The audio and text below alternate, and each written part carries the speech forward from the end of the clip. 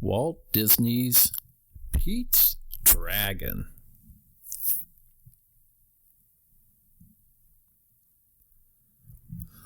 Once upon a time, there was a lonely little boy named Pete.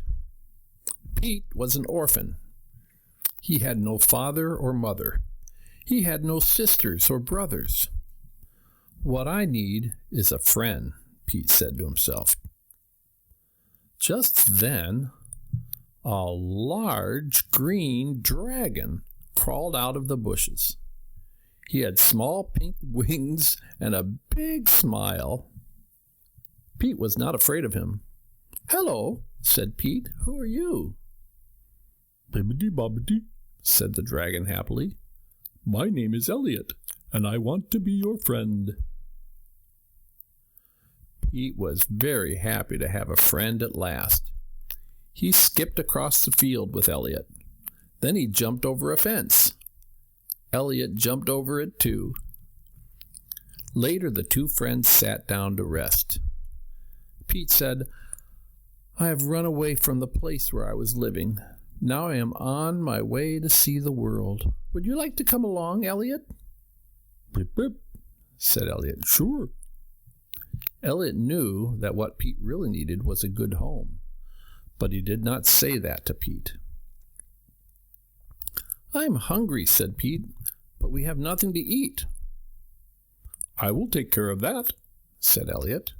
He wrapped his strong tail around an apple tree and shook it. Plop, plop.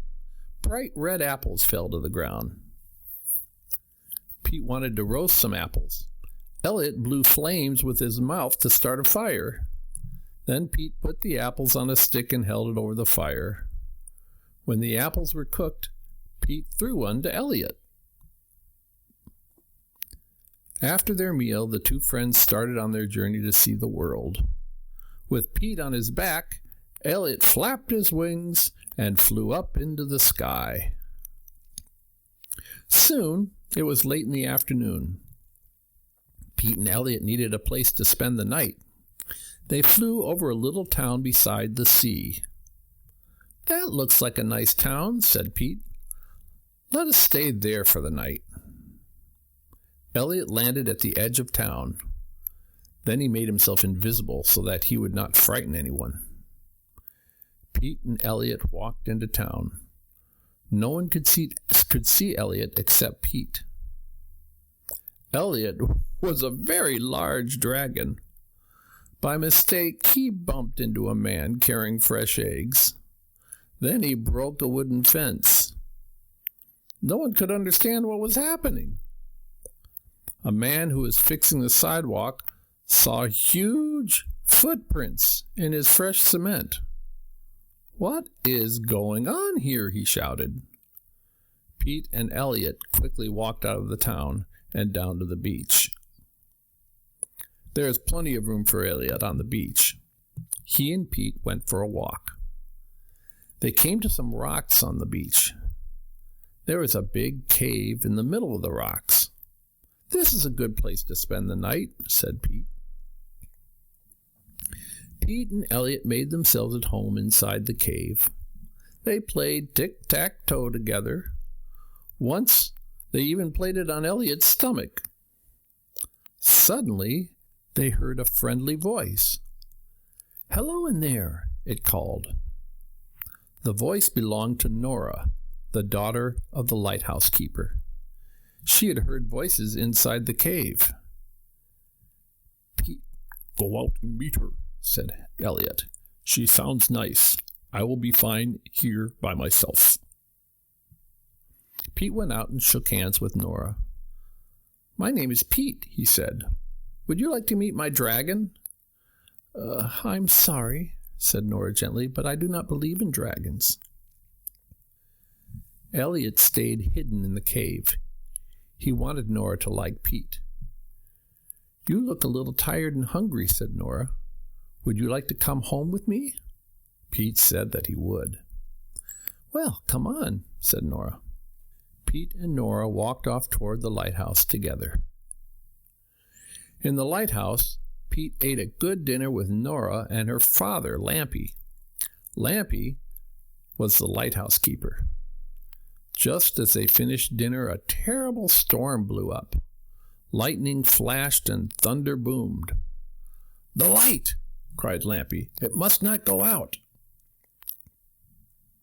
He ran up the stairs to the top of the lighthouse. The storm grew stronger and stronger. The wind howled. Huge waves crashed against the rocks.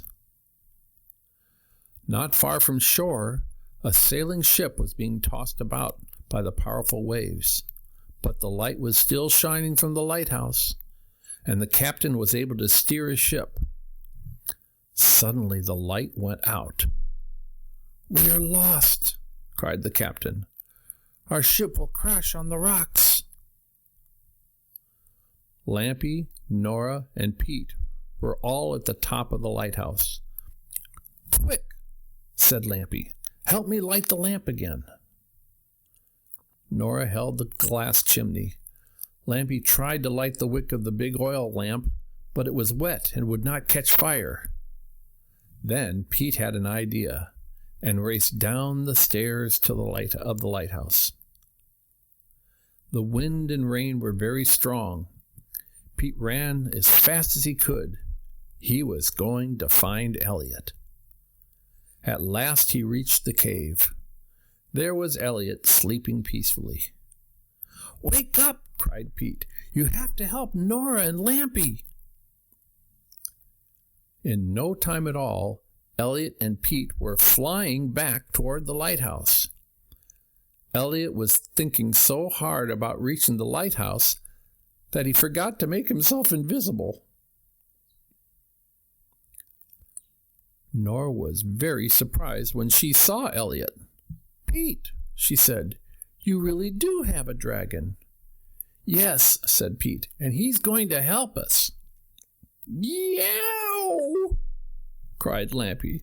"There's a dragon!" "Do not worry," said Pete. "Elliott is a friendly dragon. He's here to help us." Pete quickly showed Elliott the oil lamp that would not light.